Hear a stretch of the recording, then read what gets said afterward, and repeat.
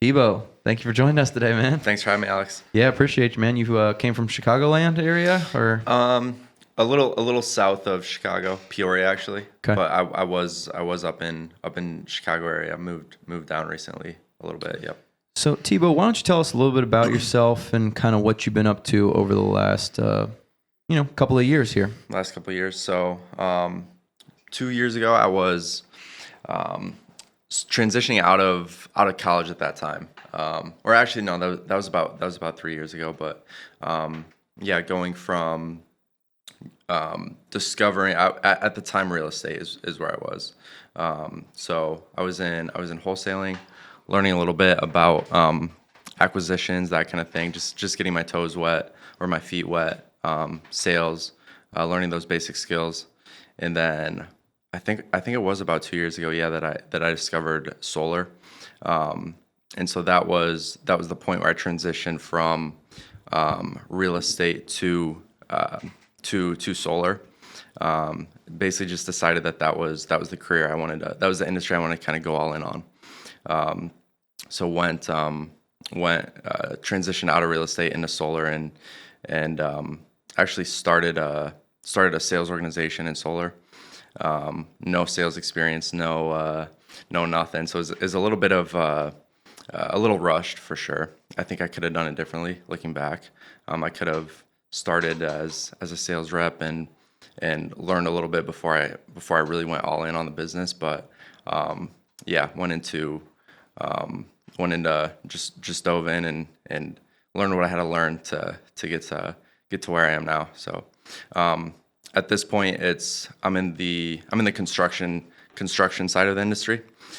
So running a couple crews for some of the bigger solar companies out there.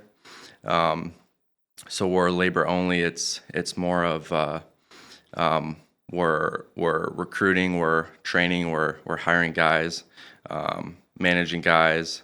That's really the tricky part is the people, and then managing projects and all that as well.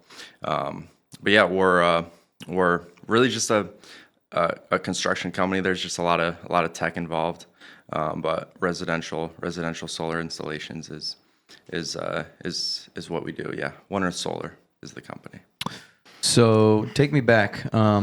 You're prior to getting into real estate. I know our mutual friend Rick told me that you're a college dropout, and he said that was one of the best decisions that you ever made. So maybe just take us through, like, how do you get into school? What's school like? And then what is that decision to end up dropping out of college? Absolutely. So I went into Ohio State thinking I was going to be an engineer. My entire high school experience was dead set on engineering. I was taking all the classes for it. I had told everyone I was going to be an engineer. My parents were excited about it too. It's a good career. Good career, yeah. Thibaut. Oh, great yeah. engineer. Do engineering, buddy. We love it. And then as high school went on, I started to become actually a little more open to other things, other ideas. Started reading, some books here and there, some Think and Grow Rich action, the dangerous kind of, books, the slippery slope books. Yep, yeah. Exactly. So over it, and I wasn't even dead set. Like by the time I got to college, I still thought engineering is probably what I wanted to do, and make it through college, and then start a business afterwards. By the time, but then I just started getting deeper and deeper into learning about entrepreneurship, and started realizing that it's what I want to do. So throughout the course of my first year, basically at the end of my first year, I was like, this is not going to work for me. You were taking engineering type classes at that point? Yeah. So I was in the honors engineering program at OSU, doing all right. And I mean, not even trying as hard as I could. I was just too distracted with like learning about business and stuff. And, after my first year, I went home for the summer, and I told my parents, like, I'm not going back. I'm gonna start doing my own thing. I'm sure that conversation went well. Oh, it went amazing. They essentially sweet talk bribed me into going back. They're like, you can can switch to business. We know, like, they really wanted me to be an entrepreneur or a engineer. Can you just tell me a little bit about your parents? Yeah, absolutely. So, my dad is actually an entrepreneur, which is interesting. Which is funny because you'd have thought he's an accountant. Like, no, you have to get your degree. Yeah. So he's an entrepreneur. He owns a construction company. They install fences, and he was actually not supportive at all at first when I was telling him that I wanted to drop out. Which Hilarious. yeah, I was really surprised. But I think but wait a minute, you're an entrepreneur. Does he have a college degree? he does not. Oh, come on, Dad. So I think the reason is he busted his butt really, really hard for 20 years to make his business work. Yeah. And he's pretty successful now. But I think he just didn't want me to have to go through that same thing, you know, like as I mean, it's natural for a parent to want more for their child. Mm-hmm. So I see where they were coming from with that, with wanting me to take the safe route, not wanting me to go through the hardship of, because he understands that it's starting a business isn't sunshine and rainbows, and so he was trying to steer me clear of that, I guess. And I'm sure his construction business, he was doing a ton of labor throughout the duration of that. Maybe not towards the end, but you know. You got it. Yeah, it was probably, if I remember right, it was probably a good 10 years of him busting his butt working in the field 10 hours a day. Mm-hmm. Yeah. Where luckily I've been able to get out of the field pretty quickly. Yeah. So what about mom? So my mom was born in France. I was born in France as well. I moved over here when I was 3. What part? So I was born an hour, I believe it's south of Paris, and then grew up in Cannes, where they have the film festival. Cannes, or not grew up. It was my first 3 Is years. that the correct pronunciation? I've always heard Cannes or Cannes. In French, it's Cannes. Yeah, Cannes. Yep. Do you speak any French or? Yeah, I'm fluent. It's definitely rusty, but definitely enough to get by with family and friends over there. So do you still get a chance to go back every now and then? Yeah, we last time it was about a year ago I got the chance to go back, and then growing up it was about every other summer, so that was a blessing. Not many kids got to go to Europe every other summer. And then occasionally we got to go see other countries as well. Stop by Italy, Greece, because it's all a train ride away. So Yeah, Anthony Bourdain has this quote that I love. It's something to the effect of, travel is not a respite from work. It is an education for life. And it's just like, yeah, you meet people who've been all over the world and you're like, oh, they have a different perspective than me. Oh, they've seen things that I haven't seen. And this was leading into, I think, the 2018 presidential election. I saw a stat that was 2016, then 2020, right? So there was a stat, it was something like only 30% of Americans have a passport even. Steve, you can get this percentage here. So the kind of idea was like, how can you know anything about the world if you've never seen it? Yeah. Which it does make sense. I was just, I was traveling and I met these Swiss girls, and they had been obviously all over Europe because it's like you said, a train ride. Yep. And I was trying to explain to them how most Americans haven't left the country. And they're like, that's so crazy. And I'm like, yeah, well, you have to remember, you can drive for almost 40 hours in the United States and still be in the country. I was like, how long can you drive before you leave Switzerland? They're like, 3 hours. I was like, okay, so like I can drive 3 hours and not leave my state. Yeah. So yeah. It says 56% of American adults own a valid passport, but that's also just people that own a passport. I wonder what percentage of Americans actually have left the country, Steve. That is also 2023. Let me see if I can find 2016. 2023, yeah. So I would think that after the pandemic, some people were like, I got a GTFO, Yeah. But yeah, it's interesting because, you have such an American-centric view of everything. And if you don't see the rest of the world, you just think, oh, this is the culture. This is what it is. Like I was in Mexico, and even Mexico is shocking to me how different the people are there. They have so much less. They have, considerably a less developed infrastructure than we do. The streets aren't quite like what ours are. They don't have traffic lights. There's like no traffic lights. It's actually hilarious and kind of genius at the same time. It's all roundabouts? Not even roundabouts. They have these enormous speed bumps. Like ones that if you're going more than 20 miles an hour over, You're screwed. yeah, it's going to like break your axle. I'm serious. They're like, I'm probably exaggerating by saying they're 3 feet high, but they're legitimately like 2 feet high. So you have to slow down to like go over these. It says 42% of Americans hold a passport. So we're getting some conflicting data, but you know, less than half the people probably are leaving the country. 2016 data. Yeah, so it's increasing, which is kind of cool. But these people in Mexico, they are just so happy with so much less than us. And they work so hard. Like we were walking through these Mayan ruins, and like out front, they're like building a new like gift shop or something like that. And there's a guy in like the baking Tulum sun, and he's just hammering away with a pickaxe, like on rocks. It's like a joke, actually. If you were like to make a description of the hardest job you could, be like, I think I would pick up a pickaxe in the hot hit sun. a rock. Yeah, and this guy was straight doing that. And then they'll walk like into the like woods and like lay down and take a nap at midday and like burn some leaves to get mosquitoes off of them.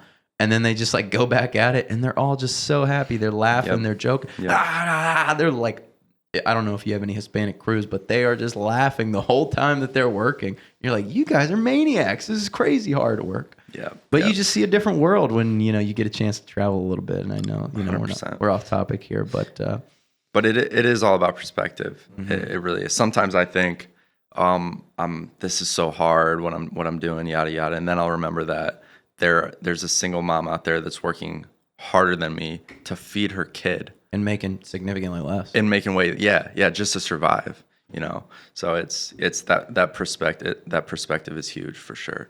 Yeah, and while we're on the topic of that, when I did a little bit in the construction industry, so I owned a small residential roofing and exterior construction company.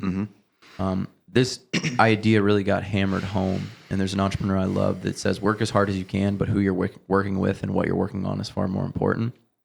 And I would look at the installers, and I was making more money than the installers. And the head of the install crew was making more money than the guy who was picking up trash. And then, you know, as you continue this kind of pyramid up, you know, the owner of the company earns more than the sales guy. And then, you know, the general contractor who's building the apartment complex is making more than you. And then the developer himself is making more. And then the venture capitalist is making more than all of them, right? So it's kind of this thing where you have to understand where you are in that hierarchy, and the level of, I'm doing air quotes, work that you put in is not always indicative of the outcome. And some people may say that that's unfair, but that same entrepreneur who said that, he would say, well, that's just leverage. You know, you're using leverage, right? The person who's picking up trash has no leverage because it's just a task that essentially anybody can do. Whereas the venture capitalist, he's got resources and skill and the decision making to put those into place. So, you know, I'm sure you've kind of seen this too. You being the business owner, you're not doing the install as you just said, but you kind of have that leverage. You have the knowledge, you have the know-how, you have the ability to manage those people. And that's what leads to those outsized results. Yeah, it's all about leverage. And the other part you didn't touch on was the risk as well. The person picking up trash has zero risk. Correct. The person managing the crew has a little bit of, if he doesn't do a good job on an install, he might lose his job. The person putting down the capital, they have a lot on the line.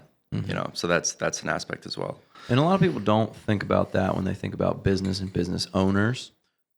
This is like a big issue that I take with people when they say like, oh, capitalism is just terrible. You know, they're just, you're ripping off the workers, you know? And I'm like, look, okay, there might be some situations, where like the CEO makes $60 million and the company loses money and people are getting paid minimum wage. Like, yes, that does happen, but a lot of things happen when you spread things out over, you know, billions of people. But one of the issues that I take is that people never make mention of that risk, right? Because as an employee, if the company lays you off, you have unemployment insurance. You know, you have a recourse, you have a literal safety net there. And at any point in time, that employee can just leave. Like, I'm not getting paid enough, I can leave. I can go bounce around. I can go somewhere else. Whereas that business owner, if the business fails, not only, you know, are they out the job and you can go get a new job, but you may have tens of thousands of dollars of debt, hundreds of thousands of dollars of debt that I'm a personal guarantor for. Yep. There's kind of this funny story. My bookkeeper, her husband walked by while she was doing the books for us, and he goes, "Oh wow, I'd like to have that amount of money in my bank." She's like, "That's their American Express balance," and he's like, "Oh well, I don't want I don't want this anymore." You know, you have all these obligations that you have to cover as a business owner that could stick with you after the life of the business. You know, potentially ruin you. Yeah. So yeah, like taking that risk, you need to be rewarded. That's how life works. You know, there's no reward without risk. And then vice versa. If you don't take a risk, it's hard to obtain that reward. It's like anything in life. If you don't take the risk, you can't get the reward. You know, in sports, like if I am dribbling a soccer ball, but I keep it close to me, there's no reward, right? But when I put it out there for you just to get close enough to take it, that's when I can go past you, right? And the same thing you'll find is true in basically every situation in life. It's risk reward. And those who take the big risks, you know, they can take those outsized rewards, but yeah, they're going to take some stumbles too. Yeah, 100%. People definitely don't understand that. Looking at entrepreneurship, they think it's you have a business, you're making millions, you know. But the truth of the matter is, you got a lot of money coming in, you got a lot of money going out. Yeah. And one little mistake, one little shift in an industry, whatever it might be, your entire profit margin might be gone. You might be breaking even, or you might be losing money. And depending on what's in the bank, you can be in a sticky situation. So yeah, it's the risk, like we talked about. Like the guys on the cruise go to bed every night, or employees go to bed every night. Not sure, they're stressed about their job, they want to do well, but they don't have the burden on their back, knowing that the entire company is dependent on their performance. You know what I mean? Yeah, and people say, "Oh, I'm an entrepreneur," and then instantly your mind goes like, "Oh, wealthy," you know. But that's not necessarily the reality. Actually, most entrepreneurs end up failing on vast their majority individual business ideas. I love this quote. It's that you know, individual entrepreneurial efforts often fail, but over the course of a life, an individual entrepreneur rarely fails. So it's just like, oh, well, I screwed up, I lost that one, but I'm going to keep going. You know, there's kind of this joke about how do you make a big fortune in horse racing? It's like you start with a bigger one, you know? Or it's like, how do you make a fortune in horse racing? You start with a big fortune. It's like, okay, you're going to probably lose money doing this. Yeah. So when you're an entrepreneur, a lot of times you'll end up losing money, or you're going to have some drawdowns in capital, or, you know, you're going to stumble forward for 4 or 5 or 6 years and be like, we didn't really make any money. But then if you can get out to the other side of that, there seems to be a lot of value for those who learn through those lessons. So you're back to your parents. They say, nope, don't quit college. That's a bad idea. They end up coaxing you back for another year. They did. So they're like, switch to business. You can make it through. So I did go back. I switched to a business major. A couple weeks later, I was like, you know what? My landlord offered me a job. I didn't tell him this. I stopped going to class. Oh, I just stopped going. Were you thinking maybe you'll be able to like get through somehow, not go, take the exam, skip out, or was it like, I'm pretty much done? It started like that, and then after a week of working for my landlord, I realized I was too far gone. Like it wasn't going to happen. So I basically, I essentially dropped out without telling anyone. I didn't tell my parents. I didn't even officially like resign from the university or anything. So I ended up, if you look at my GPA that semester, it was all zeros across the board. I just dove in, working. Like I just didn't have the patience for it. I just couldn't sit there twiddling my thumbs for 3-4 years, going to boring lectures. I knew that I wasn't going to use calculus as a entrepreneur. So started working for my landlord, just doing, because he was in real estate, but I was really just doing general construction, you know, and really just helping out in construction. So did you have a background in construction, like having worked for your dad at all? Or I worked for my dad summers here and there growing up, but really really not all that much. He wanted me to enjoy my time, enjoy my summers, just be a kid. He didn't want me to worry about having to bust my butt like he did growing up. So It's interesting how like that happens where people who had to struggle and work really, really hard, they want their kids to like not have to do that, but that behavior was what made them the way that they are. yeah. And that behavior oftentimes is what is needed for kids. 100%. You know, you talk about like the affluenza, you know, I know people who are extremely wealthy and they have, I'm doing air quotes, the trust fund, right? Mm-hmm. But the kids just don't do anything. No, and they're it's some of the worst. saddest It's the worst. people, Yeah. like the most empty people that I have ever met because they don't have like a purpose. They don't have a reason. They have nothing they're working towards. I think working hard is. I think we're hardwired to work hard. Absolutely. And if you don't, I think you have no meaning. You have no drive. Yeah. It completely messes with all your dopamine systems, your reward pathways, and they're enabled to work hard when that happens. So yeah, it's definitely a tricky subject with my dad wanting, or parents just in general wanting it to be easier for their kids because they don't want them to struggle like they had to. Yet that's what builds character and what you know, how you learn drive and how to work hard and all those things. So how do you think you got out of that? Because it doesn't seem like it. I mean, it doesn't sound like he made it easy on you, but it doesn't sound like he also forced you to build fences all summer. It's something I think about a lot because when I look at a lot of entrepreneurs, it seems like, maybe I'm wrong, but it seems like the majority of them come from really difficult places, whether they're immigrants or they just grew up with trauma or addiction or whatever it might be. I had a pretty normal upbringing without a ton of pressure or anything like that, and my parents, they definitely didn't baby me. You know, I wasn't a trust fund kid, but I definitely had it pretty easy. So I don't really know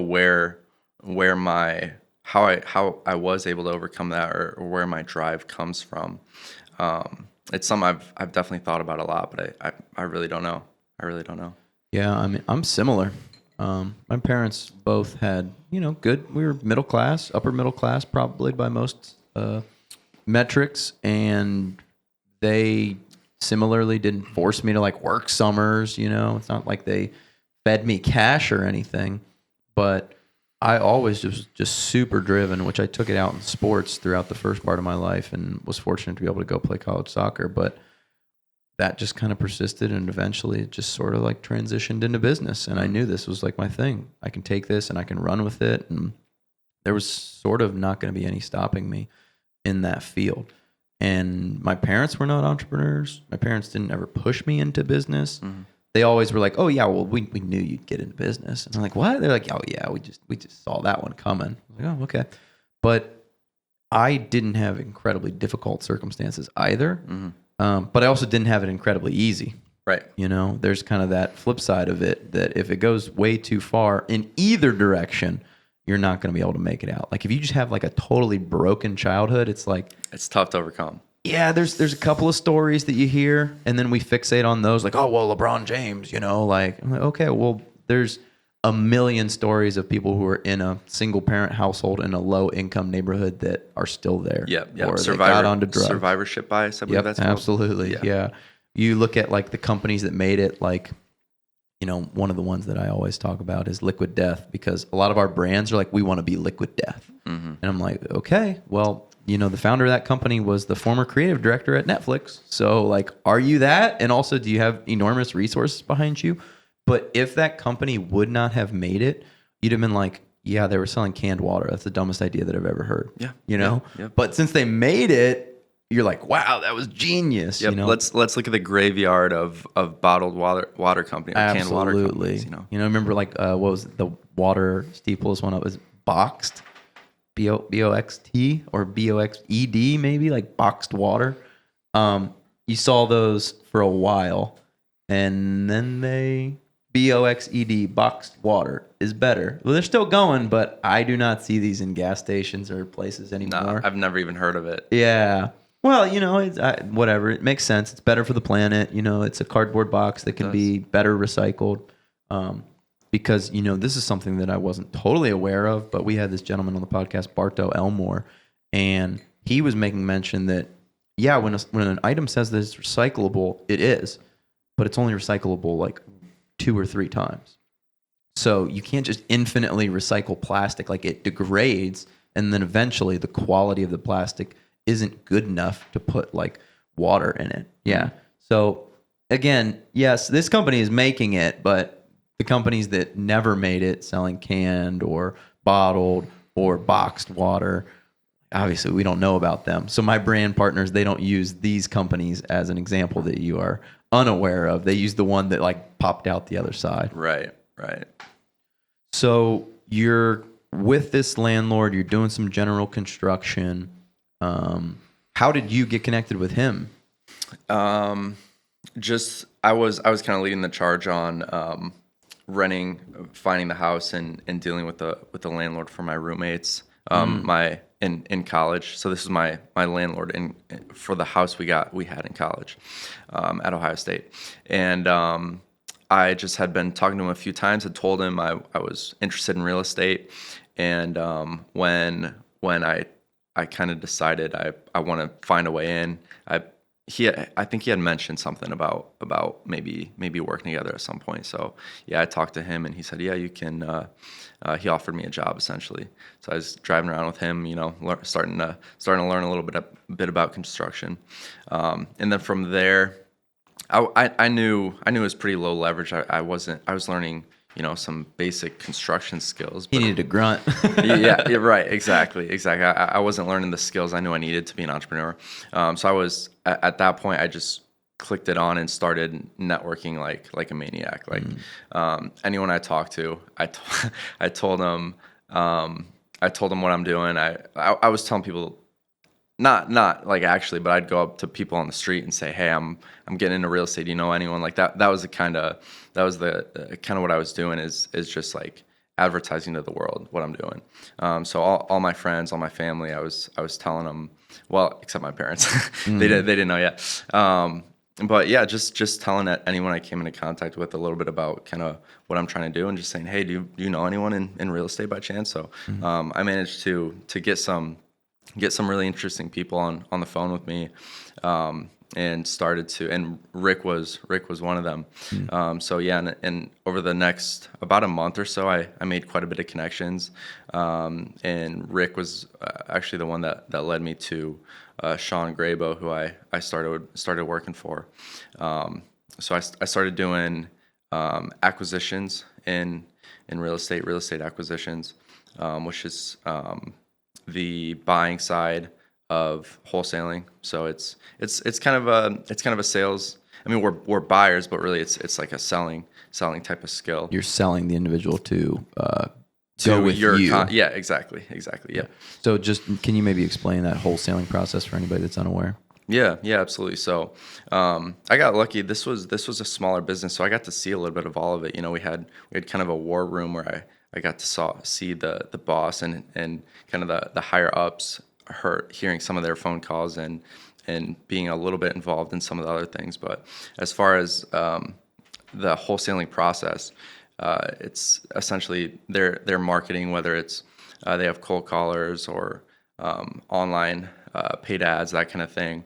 And then we're in my role, acquisitions, we were working the CRM, so we'd have leads come in, and then we'd call them up and just ask about the property. So we'd see their property and any notes, whether it was notes from the lead or from the cold caller or whatever it might be, and just striking up a conversation, learning about the property, trying to find out motivation. We're looking for distressed sellers typically, or houses that are a lot of times in bad shape, and then trying to go set up an appointment to see the property, take a look at it, make an offer on the property. And then from there, if they accept the offer, then the wholesaling process is, or the back end is, selling that contract to typically an investor that does a bunch of flips or buy and holds. And essentially the spread between what we sign the contract at and what a investor is willing to buy the property for, that's your wholesale fee right there. Right. So that's the profit in a wholesale deal. And then sometimes they would actually keep deals for themselves as well, whether they want to flip them or do like a buy and hold or something like that. So, yep. Interesting. So you got to see that process firsthand. Were they also, as you stated, keeping some, renovating them, putting, long-term rentals in there, knocking down, developing, anything like that you kind of got a full picture of it? Yeah, he was definitely building a portfolio over time. He was doing some flips and some buy and holds. And a lot of times we would talk about, when I would sign a deal, when I was working on a deal, we'd talk about potential exit strategies. So I definitely got the chance to talk, and I was always, kind of overstepping a little bit out of my role, because I was so curious about, the more bigger picture business aspects than just the specific acquisitions role itself. So, but yeah, I definitely had a lot of good conversations with him about different exit strategies, like what we might do with this property, what ROI might look like if as a buy and hold, and what the numbers look like, that kind of thing. So where were they deriving funding? Was it just previous deals that they had done? Or obviously in the wholesale side, you don't have to really have that funding. I think that's why that's attractive to like a lot of people, that they hear about, like, oh, you make money in real estate with no money down. And you're like, they're talking about wholesaling generally, right? Yep. So where were they getting funding for like buy and hold type situations? So they would definitely use, so a lot of it was, I think, hard money. I think hard money was a lot of it. So I know they had connections in the hard money space. It's and when you say hard money, you just want to explain that for it's folks? like short-term loans. So it's definitely a lot riskier than, like a 30-year mortgage or whatever it might be. So there's lenders out there that are catering to the investors in a market. So they have finances they'll loan out for, say, 6 months or 12 months or something like that. And it's going to be a lot higher interest. But then they don't have to, they're looking at the deal instead of the numbers for the deal in order to loan that money, instead of looking at, all the banking and that kind of stuff. So a lot quicker and easier than a bank loan. So a lot of his deals would be funded by that initially, and then he'd either go to flip it and exit, and then send back the money or pay off the hard loan, or if he was doing the BRRRR strategy, where he'd fix up the property and then refinance through a bank. That was the other method he would use. So for a rental, he would start with hard money, fix up the property, and then pay that off by getting a typical bank loan. The BRRRR is buy, rehab, refinance, and then rent? Rent and then refinance. Typically, they want to see. I think they want to see like 6 to 12 months of rent before a bank will lend on it. A lot of times, yeah. So then from there, you get into buy and hold, and then you sell that portfolio, and then build a development, and then now you're a real estate developer. Myself? Well, clearly that wasn't the path that you took. Not quite. Yep. That's definitely what I had in mind at the time. Mm-hmm. It is or at least that's the idea I had starting out. But really, real estate was, for me, it was just like the easiest place to get in. It was. I knew I was dead set on entrepreneurship. I didn't know where it would take me or where it would lead. But I just had read Rich Dad Poor Dad, Robert Kiyosaki. He's a big fan of real estate. He talks about that quite a bit in the book. Yep, big real estate guy. And knew that just knew that real estate, it was tried and true. A lot of people had built wealth through real estate. So I just knew it was the easiest place to start. And so that's kind of where I got started. But I knew during this journey that I was looking for something more interesting, more exciting, and with higher growth potential, if you will. Something with real estate definitely has a lot of leverage, but something that could be a little more have a little more exponential growth is kind of what I was looking for during my real estate process. Well, everyone loved real estate from 2009 until 2023. You know, that was a boom time for real estate. But you see what happens when it comes to interest rates. When interest rates go to 8.5% for a mortgage, people are like, "Ooh, like I don't know about this." Yeah. And it's kind of what Warren Buffett says, you know, when the tide comes back, we find out who's been swimming without their clothes on. You know, you talk about like people getting out of that industry. There were so many real estate agents, so many mortgage brokers, so many people doing wholesale and flip. It's gotten a lot harder to do all that now. It's definitely a pretty volatile market, if you will. I guess all of them kind of are, but yeah, last month I heard, I believe last month was the lowest sales volume in the last 20 years. I believe That's what that. I've heard. Well, you're just a prisoner to interest rates, you know? And when they were historically low, people didn't really realize that that was an enormous catalyst for all this like economic and real estate growth. And then when money hits like 8%, you know, you're like, ooh, geez, like I can't do a reasonable deal here. Like I have to charge $1,800 in rent to cover my mortgage here. And you're like, I don't think I can realistically do that. So yeah, it's become a lot harder in that industry. And as you said, it's not to say that real estate doesn't have exponential growth, but I've kind of divested out of real estate. Like I still have a couple of rentals, and then we obviously have like our industrial real estate. I love industrial real estate. I'm like very big on industrial. That's where I'm interested in for sure. Yeah, I love the idea of you can buy maybe you don't even have to buy that big of a building. You could buy a 20,000 square foot building with 6 units, you know, a couple thousand each, like, and you get a premium on those tenants. You can sign those tenants for 3 years, sometimes 5 years. I heard around the corner a guy wants a 15-year lease. So you talk about like a 1-year lease for a tenant, like, dude, sign a 15-year lease. Yeah. And also if you can get that, I don't know what the term is for it, but if a corporation is large enough, like if Costco wants to lease one of your warehouses to do whatever storage of their maintenance equipment, you can get this type of lease where if you go back to banks, they're like, yeah, that's pretty much ironclad. Like Costco's not going to break their lease with you, you know? So you'll get these benefits of additional like access to funding or lines of credit off of your leases and things like that. So yeah, there's a lot of benefits I think to industrial. Plus, I don't think it's going anywhere. Yeah, I think people are transitioning, you know, a lot of their shipping. I mean, that's what our business is to e-commerce, and we need more warehouses and warehousing, and there's all these new pieces of technology that are going to be used for batteries and solar and things. Well, you have to build that somewhere. So you need all this industrial here. Yeah. For sure. Our ROI is a lot lower in the industrial space because obviously there's a lot less maintenance, but typically that when things are simpler, it means like lower ROI. Yeah, I would say so. I would say you're going to get that lower ROI, but also you get some of those benefits that I just made mention of, like a 3-year lease, 5-year lease. Also, your tenants will take the burden of maintaining the building. So like your electricals, your HVAC, things like that, that's on the tenant now. Yep. You know, they have to check it like on day one. That's their responsibility. It's obviously lease to lease dependent, but this is very common, especially if you're signing like a 5-year lease. You're going to have them maintenance the HVAC. You're going to have them maintenance the electrical.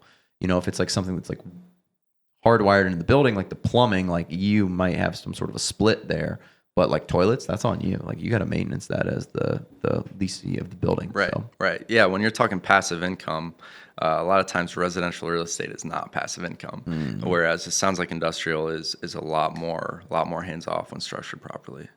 Yeah, and if you can make more the smaller the unit space that you are in. So if I buy like a 20,000 square foot building and I have 10 units that are all 2,000 each, you can crank prices up for that. Yeah. Because the smaller the space, you know, the harder it is to find a space like that that's kind of flexible for the individual. And you got more tenants in there. So I would venture to say you could probably make a higher rate of return on each of those tenants than you could at a residential level. If you buy like a 60,000 square foot building and then you just have one tenant in there, like a big auto manufacturer, yeah, your rate of return is probably going to be significantly lower, but 60,000 square foot building, you got to lease that for at least 5 years, maybe 7, maybe 8, maybe 10, you know, and you're going to have all sorts of recourses if they try to break that lease. So you're sitting not too bad. But you're talking a 60,000 square foot building. That's $7-8 million project. So it's like, oh, geez, how do you get the cash for that? So, Right. So, but I digress. So why did real estate not end up sticking for you? Because it sounded like you had some great mentors. You were on the right track. You had people around you. Maybe you could even find deal flow, cash, to back some of these projects. But it didn't stick. Yeah. No, I was in a decent place. I had the people. I was building the skills, all that stuff, and I was reading every book I could get my hands on. Were there any books that were like really seminal for you? Obviously, Rich Dad Poor Dad. It sounded like. Yeah. So that was the one. That was the one that I think really made it click. Like a lot of people, I know a lot of people talk about that book being kind of the one that makes it click for them and kind of launches their entrepreneurship journey. So that one was big for me. I think the 4-Hour Work Week by Tim Ferriss was a big one as well. Yeah. I'm trying to remember. I think that one was summer. I probably read that summer after high school. So that was really when the journey kind of began for me, for the most part, is right around after high school. So those are I'm trying to think if there's any other ones. Think and Grow Rich had a decent impact as well. It's funny, you hit two of the three that I would say are like the intro to business books that I read and I still reference to people. You got your Rich Dad Poor Dad, 4-Hour Work Week, and then I'd say the E-Myth. I don't know if you've ever read that one. Yeah. Those are like my three. And then The Magic of Thinking Big. Have you ever read that book? I have not read that Super one. short. It's probably not even 100 pages. I'll get my hands on that one for sure. The audiobook's like maybe 2 hours. Really? Yeah. No, I'll read that one. But for anyone that has not, I tell anyone that's interested in entrepreneurship, I tell them read Rich Dad Poor Dad. It's funny. So this was summer. This was while I was still in college, or after I had dropped out of college.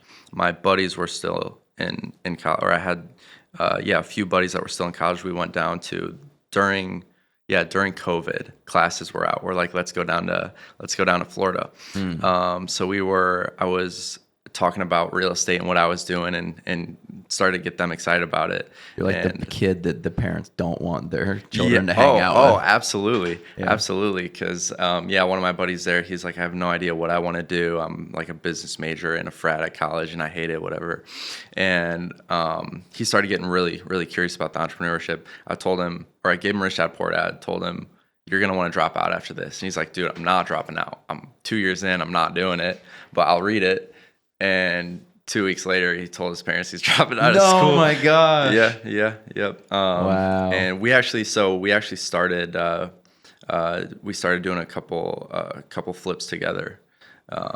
So we did a little bit of real estate together starting out at one point. Is he still at it or? Yeah. He's actually doing pretty well. He's up in Northwest Ohio, just small towns, doing just flips currently. So he's got a realtor that's finding cheap on market deals and then sending his way. He runs a little crew, and he's doing a handful of flips a year right now. And then I think he's talking about maybe coming down to the Columbus market and getting into buy and hold, starting to build a portfolio, that kind of thing. But he's doing pretty well. Well, that's good that you didn't steer him astray, and then he like totally just. Yeah, his parents probably hated me. Yeah. Well, if he's doing all right for himself, he'll probably make more than his parents. He'll probably retire with significantly larger capital base than his parents did. For sure. And that's just the reality of figuring out how that leverage game works, right? Because our parents, my parents were not business owners. They had good, like I said, jobs, but they didn't really do a lot to plan for retirement. They were just worried about us having a good life, which, that's a different sort of level of success. But, now my mom's getting closer to 65, 70. I think she's 67.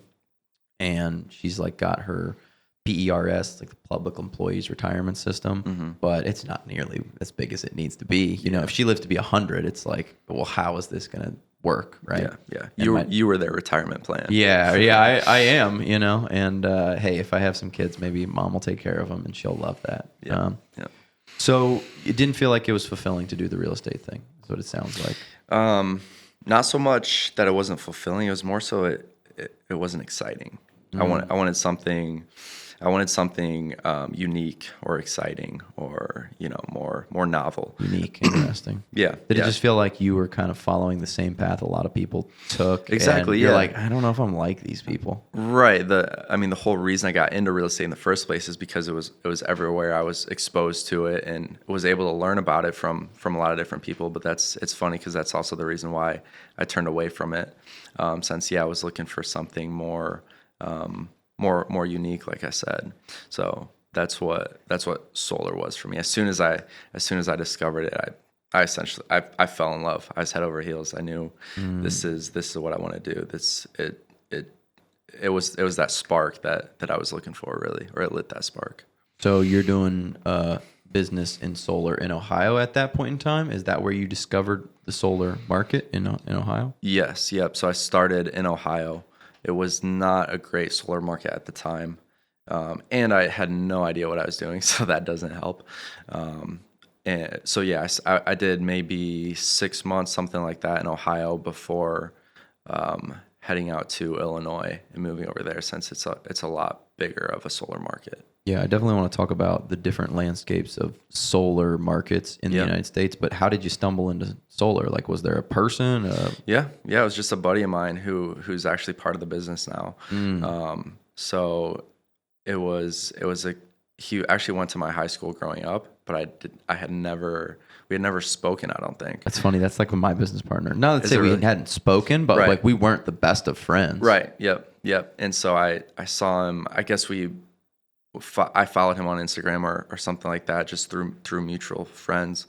Saw him posting about Bitcoin, so we became friends through Instagram. We were both living in Columbus at the time, and then we started talking about Bitcoin and entrepreneurship and stuff like that. We saw we had similar interests, so we met up and started to hang out and talk about business and those kinds of things in Columbus. And then he was on his journey trying to find he wanted to get into sales, and he was looking for like something big ticket that he could sell and make pretty large. He was looking for like something big commission that like the sales type of role. Makes sense. Yep. And he found solar. Which it was just starting to. I mean, it's still taking off, but he found it. Yeah, it was still on the newer side, if you will. Introduced me to solar, and we had talked about it a few times, and he kind of kept bugging me about it. Kept saying like the commissions are crazy. I started selling it. Started explaining more and more about it to me, and the more he told me, the more I was becoming more and more interested in. And once I really dove into it, I'm like, this is going to take off, and this is an industry I want to be in, essentially. Yeah, you talk about like those big commissions. I have a buddy who's in Massachusetts, and he was doing it, and he was crushing it because Massachusetts, I think you could explain much more elegantly than I, had great laws for solar, or great incentives also. Incentives, yeah. So in the state of Ohio, I got a quote to do solar on this building here. Oh, nice. It was about it was either $150,000 or $170,000, and our payback period was like 11 years. So not a great incentive for us to do that. Right. So you're selling in Ohio. Why is Ohio not a great market? So there are so many variables when looking at solar markets. It's wild, the difference between states. Like there's some states that has nothing, and then look at California where it's coming up all over. So some of the variables are utility rates, so what the actual electric prices are. And that's impacted by what? Proximity to natural gas and oil, maybe hydroelectric power, the demand of the state. Demand, like laws and regulations, like what the utility companies can get away with there. Even just in that little sector of utility rates, there's so many variables. So you got utility rates, you have net metering laws. So Can you explain that? yep. So with solar, you have you have extra production during the day, right? Sun is shining. the sun is shining, we size the system so it overproduces during the day. Then at night, when there's obviously no power coming from the solar, you're distributing energy back out to the grid, right? Most people probably use more power towards the end of the day, I would assume. Yeah, a lot of times people are using more Homeowners power. probably. Homeowners are using most of their power in the evenings. They're watching after TV, they're getting cooking home. dinner, they're microwaving. Exactly, yeah. So when you go solar, you have a agreement with the utility company. Every state has different laws and regulations. So, like for example, in Ohio, you can essentially barter energy with the grid on a month-to-month basis. So throughout that month, you're essentially using the grid as a battery, if you will. California just changed to net metering 3.0 is what they're calling it, where they are no longer offering that service. You essentially have to get a battery in California for it to make sense. So that one regulation completely changed the landscape in California for solar. Now a lot of people in California are selling virtually in other states, like Illinois is one of them. But net metering is essentially, bartering energy with the grid. In Ohio, it's on a month-to-month basis. So you can build up credits with your excess production throughout the month, but it's not going to roll over into next month. So your excess production in the summer, so your solar is going to produce quite a bit more during the summer and less in the winter.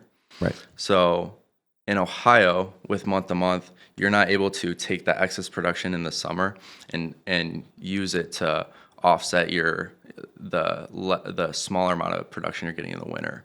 Whereas Illinois has 12-month 1-to-1 net metering. So 12 months you're able to take that excess production from the summer and use those credits during the winter. So you get a full 12 months. And then some states don't even have 1-to-1. They have more of a buyback where any, say, 1 kilowatt hour you send back to the grid, you're only getting paid a certain amount of cents on the dollar for that excess production. So every state's different with the net metering. And then you also have like sunshine. Like Florida gets a lot more sunshine than Ohio.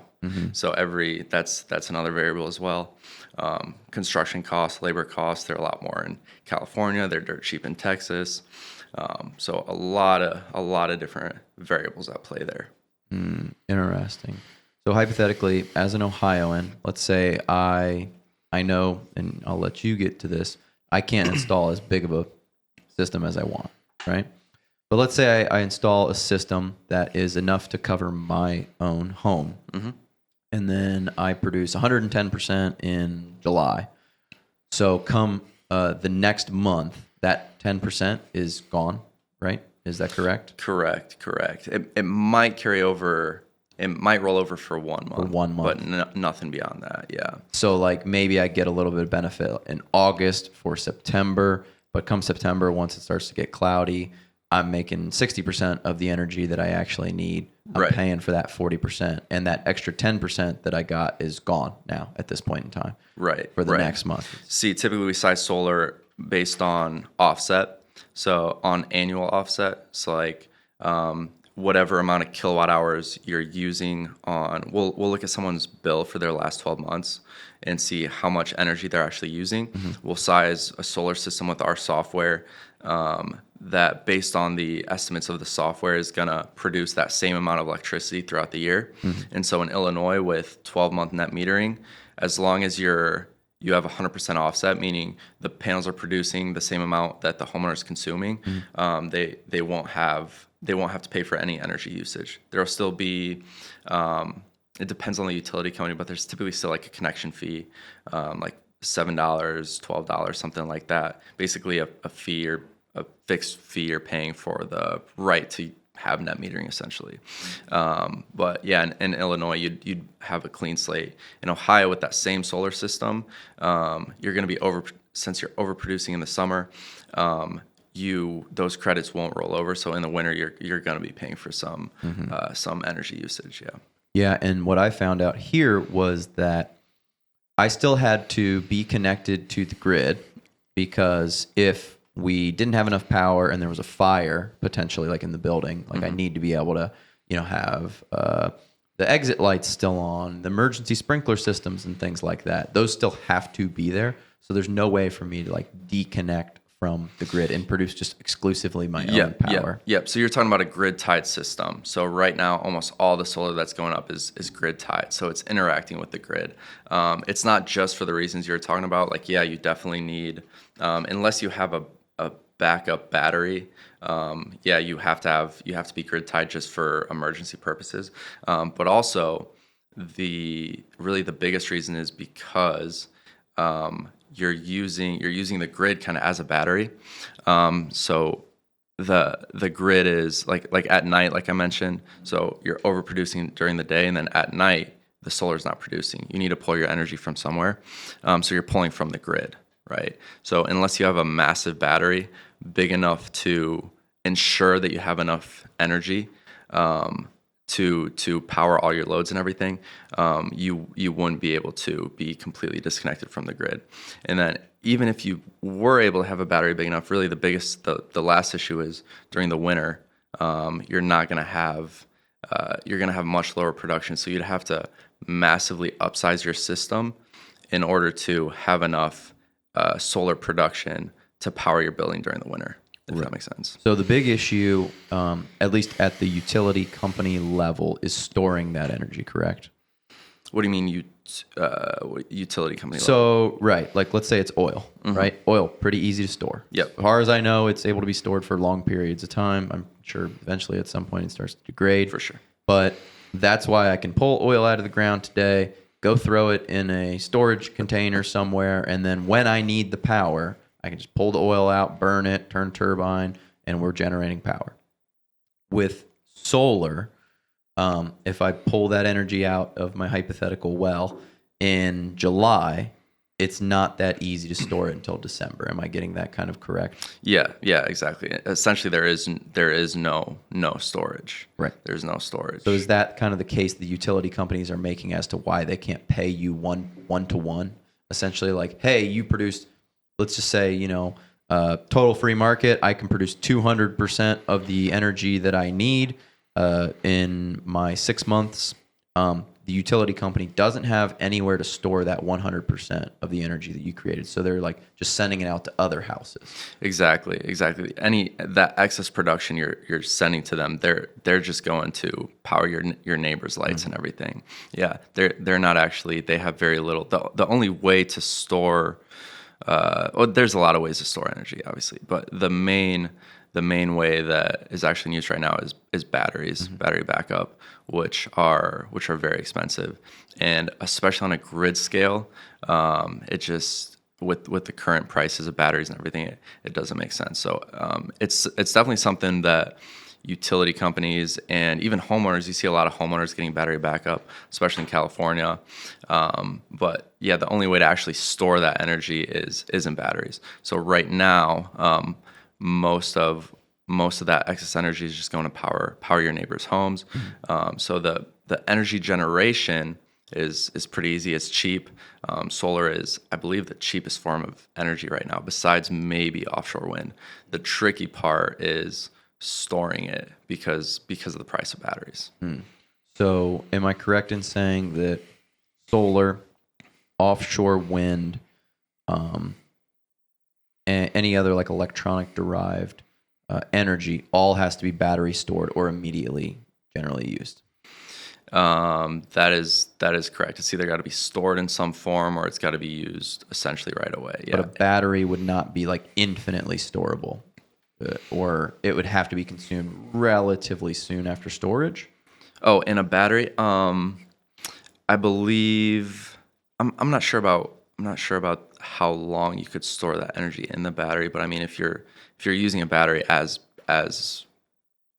to store power, I mean, you're going to be pulling from it back and forth anyway. You're not going to want to hold it there for years or whatever. But even if I had an enormous battery, and you tell me how big this battery would have to be, or how expensive this would be to store my own energy from August sunny days. Like, am I going to be able to make it to February? Am I going to be able to make it to March? No, absolutely not. Okay. Yeah. So, I mean, the batteries, let's say a Tesla Powerwall 2, for example, right now, I think they might be somewhere around 12 kilowatt hours, something like that. So one of those batteries costs upwards of 10 grand installed. and that's going to last you, depending on your usage. That's not going to last you very long.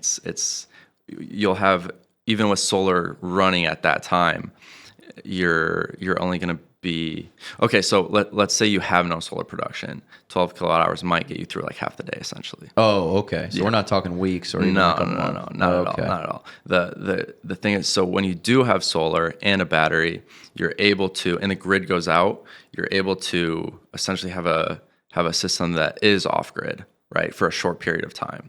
So that battery's gonna disconnect from the grid, so you'll have an off grid system for a minute. It's like your own generator, basically. Right, exactly. So you'll have solar generating power, feeding the battery, and your home pulling from that battery, right? But let's say it's during the winter, you're not getting a ton of sunlight.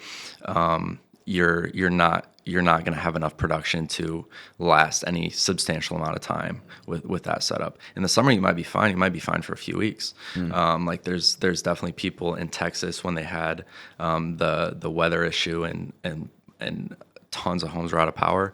People that did have solar and a battery were pretty much perfectly fine for the most part. Still had all the power they wanted for weeks because the solar was producing enough to power their home, and they had the battery backup as well, so they're able to go off grid and still have all the power they need. But that's like a daytime, nighttime, more than a right. It's August enough. It's enough to September hold you over for the night. It's not enough. I mean, you would need a massive battery to store it until the winter. Yeah. It's so really theoretically like not possible, really, or at least not with our current level of battery storage technology. Yeah, definitely not with batteries. There are other forms of energy storage out there that they're considering, or there's a lot of startups out there. The most interesting one to me, I don't know the name of the company, but it's like a gravity battery, if you will. So they have essentially an automated crane that just picks up these massive boulders and stacks them up really high. So you have a massive tower of these giant bricks. Like a cuckoo clock. Right. And then so that's building gravitational potential energy. And then to discharge, it'll grab one of those bricks, and the process of lowering it down. We try to find a video of that, Steve? I'm trying to. Yeah, I'd have to look at my phone to find what it's called, but it's like a gravity-fed energy system or a gravity-derived energy system. That's really interesting. That's pretty clever. Right. That one's really interesting, and it might be. I could see it being like a very, very cheap form of energy. So what they would hypothetically do is, or energy storage. Let's say, again, we're creating a bunch of solar energy throughout the summer months. Then they're using that excess energy to pick up like blocks and boulders, and then they're setting them on some sort of a system, and then there's like a friction piece there that as it's like moving and sliding down, it's generating that energy. Yeah. So that big block going downwards is going to spin a turbine that will turn that energy back into electricity. It's kind of like the brake systems on cars, right? That like do Teslas. That energy like reverse thing. Exactly. Running a motor in reverse produces electricity. Exactly. That's really interesting. Okay, so Ohio, outside of not having 100% ability to generate with our sun, they also have net metering laws that are restricting you from rolling credits over forward into the future. And then what I found here is I'm paying what do they call it? I'm basically paying a switch on fee, and then I'm deriving most of my cost from the time period that I'm using. The demand is what they called it, the demand time. So they are factoring my rate by the actual amount of energy I use multiplied by my demand charge. Is that kind of common? Do you follow kind of where I'm going with that? Yeah. So you're talking about time of use billing. Time of use. Of use. So that's one more variable. Like it's definitely a complicated industry, and it's part of why I was drawn to it, because there's a lot of exciting problems to solve. So time of use, like during the evening, that's when usage is at its highest, that's when there's the most demand for electricity. So they have to ramp up their electricity production. It's a massive balancing act that the utility companies are doing at all times, making sure that there's enough power going into the grid to supply everyone, right? So it's highest. The cheapest forms of energy are the forms that are like solar and wind, that are just producing kind of whenever the sun is shining or the wind is blowing, right? Having a massive demand in energy in the evening, you have to ramp up these peaker plants, is what they're called. Peaker plant. Yeah, a lot of. I think typically they're natural gas, but they might be coal as well. So those plants cost a lot more to run and to start up and everything. So that's why there's higher costs at those times. And so a lot of states are, it looks like, moving over towards more time of use billing, where instead of just having a flat fee per unit, which is kilowatt hour of energy that your home used, they're starting to add those adders for when you're using that energy. Yeah, and that's kind of what got us, because the only thing that we could get rid of was the kilowatt hour, but there was still like 60% of my bill that was my demand charge. So even if I'm getting rid of like this 40% over here of kilowatt usage, which again, as you just stated, I'm not going to get rid of it for 12 months. I'm going to get rid of it for, maybe 7 months. I still got like 60% of my bill that is getting tacked on. So my payback time period was like 10 years. And I was like, this is not a very good investment for 170 grand. Right. And this is with AEP, right? So actually we have a smaller carrier here, Union Rural Electric. Okay. Rural Electric. Right. Yeah. That's one more thing. It's not just about the state. In some states, different utility companies have different rules and regulations, or different net metering agreements. So yeah, that one's interesting. I don't know if that's strictly that utility company, or if that's all of Ohio that's set up that way. Because the last I was looking, I think if you're not on time of use, I think it's quite a bit different. Is that for commercial or residential? It's commercial also. So okay, and part of their case was also like, commercial is the opposite. All the energy is used during the day, right? Because we go home at night, so we don't flick our computers on to work at night. We are using every bit of power while everyone else is in this business park working, right? So that was kind of a detriment. So it just was like 3 strikes and we're out. There's just no reasonable reason for us to get solar here. Yeah. But maybe talk to me about Massachusetts and Illinois, how those laws are a little bit better.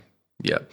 I think those 2 markets specifically are the biggest variables are the incentives. Governmental level incentives. Yeah. So right now we have a federal tax credit of 30% for solar. So you get 30% tax credit on the entire cost of the system, Deducted from your federal taxes on 1 year? Returned on your next year's tax return. So let's say I make $100,000 and I install a $30,000 system. I made $70,000 that year in the eyes of the federal government. Is that sort of how that works? No. So let's say you install $50,000 solar system. Okay. You get $15,000, 30% of that, you get a $15,000 tax credit. So if you are like our W-2 and you have your taxes withheld, they'll give you a tax return of $15,000 or send you that money back. You can take up to 5 years to claim that credit. So let's say you didn't pay out $15,000. You'd get that money back. You can take up to 5 years, and then on the other end, if you owe taxes, it's like $15,000 that you don't have to pay. If that makes sense. Yeah, I was thinking about it from a business owner perspective, where I pay my $30,000 in taxes at the end of the year. But that's interesting. You say, like, as a W-2 employee, you can just as you pay in, you're going to get maybe a $2,000 tax return, and you just tack that on top if you paid in that amount in that given year of taxes. Is that common that people can get it in 1 year, or do people have to stretch it usually like a couple of years based on their income? It seems like typically it's 1 to 2 years. A lot of times, yeah. Okay. Yeah. Well, I want to talk about specifically those 2 states, but let's take a quick break and then we'll circle back here in a sec. Okay, cool. All right, we found this video of this. What are they? The company is Energy Vault. Energy Vault. Well, that's a good name. Yeah. So for those just listening, this looks like this is massive. I don't know how tall this is, hundreds of feet at least. But there are all these cranes that are affixed to the top of this. What it looks like is a building, honestly. It's essentially a massive crane over a stack of these massive blocks. So when you have excess energy, you can the crane will grab one of these blocks and haul it up on the tower. So taking that electricity, turning it into gravitational potential energy, and then when you need that energy again, it'll grab one of those boulders or blocks and lower it down, and the motor will spin in reverse and produce electricity. So this is cool, man. I can imagine like city of the future, like one of these things is like in the middle of the city, Right, you know, right. almost like an art piece at some capacity. Wow, that's fascinating. Yeah, I thought it was pretty awesome when I first saw it. I don't know what stage they're at. I think they've definitely built some prototypes. I think they have one that is in use right now as well. So it's pretty interesting. I could even see this like being embedded inside of buildings, like almost like or this looks underground like, even. Yeah, well, that's true. Yeah, looks like an elevator is what it looks like. It's like pulling people up and down. Yeah, a little bit. Using people like their weight as the energy driver up and down. Potentially. You know? It's interesting, man. So Massachusetts, my buddy who was working there, he told me that it was shooting fish in a barrel, stealing candy from kids. Yeah. Incentives. So I'm guessing they have really good net metering. They also I know they have really high utility rates. So that's a big factor. Okay. Electricity is a lot cheaper here. So when you have a really high electricity bill for a small amount of, essentially a small system can offset their entire bill over there. Mm-hmm. And then the last factor is, the incentives. So there's a state incentive over there. I'm not sure how it's structured, but I know it's significant. So you can take that 30% federal tax credit, and then you also stack on top of that a state credit. Now you're getting a lot of the system paid off right off the rip, right? So will the states actually ever infuse cash into the purchase of these systems, or is there any governmental program where cash is actually infused? Because tax credits aren't nearly as fun as cash, man. Right. So the state, I'm not sure how Massachusetts works. In Illinois, they have solar renewable energy credits, SRECs for short. They are an incentive based on production. So it's based on 15 years of the solar system producing. And essentially what they're doing is they're taking, so one SREC is equivalent to 1 megawatt hour of energy produced. And they will look at what your system's going to generate, how many SRECs it's going to generate for 15 years, and essentially pay you upfront for those, depending on your system size, not for commercial, but for residential, they'll pay you upfront for those 15 years of SRECs. So it's essentially they're trying to decarbonize, right? They're trying to move away from fossil fuels, and so they are paying people for these SRECs as incentives, and then I believe it's the utility companies have to buy these SRECs to offset their carbon usage. So end of the day, though, it's the customers buying electricity that are paying for these incentives. At least in Illinois is the way it's set up. So I'd always, when I was on the sales side, I would always point to people, showing them the line that they're paying into this fund essentially, and telling them that they're paying for other people to go solar, right? So do you want to pay for Joe down the road to go solar, or do you want to take this incentive for yourself, right? That's pretty good. That's a pretty good line right there. Right. So how did you decide on Illinois?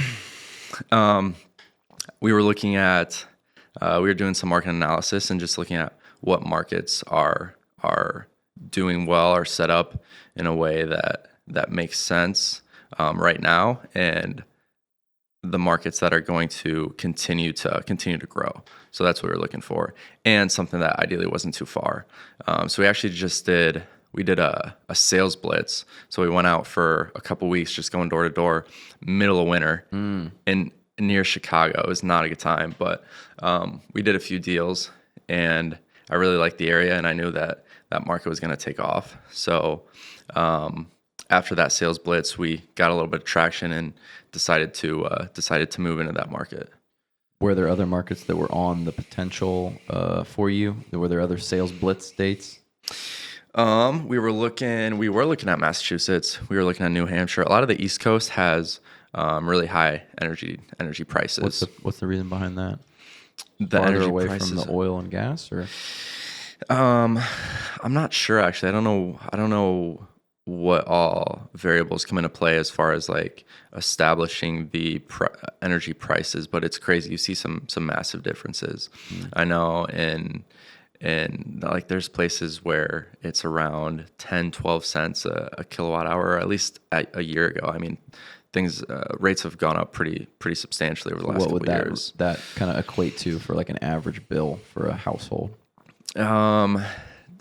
All depending on usage, but yeah, maybe 100 bucks a month, 150, something like that. Whereas if you're using that same amount of power out in Cali, where they're on time of use, I think all of California is, but you might be paying like triple that or even more, right?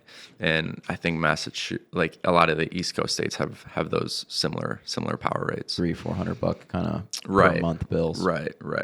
Plus, you get into the winter in those states, and you're just like cranking the heat. I'm sure it gets to be pretty brutal. Yeah, AC during the summer as well. Yeah. Okay.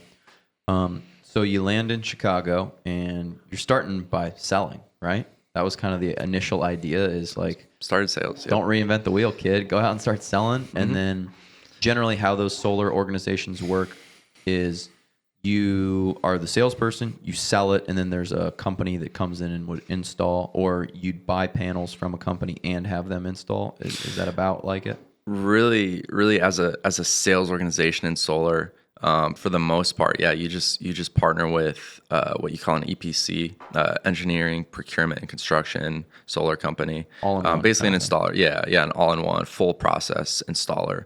And then you don't have to worry about any of the actual construction side. So as a sales org, you're just doing the marketing, the selling. Once you have the contract signed, the rest of it is mainly on the contractor. Yeah. Besides, communicating with the homeowner is still typically on the sales rep. But yeah, the installer will take care of all the construction. Yeah. And are there a couple of large entities that do that? I think that my buddy in Massachusetts said there was like some big company that came in and did their work. Yep. So there are a lot of big installers out there. That you don't want to shout out right now. There is, I can definitely shout them out. There's Sunrun who we actually install for. Good man. Yeah, they're the biggest residential solar company.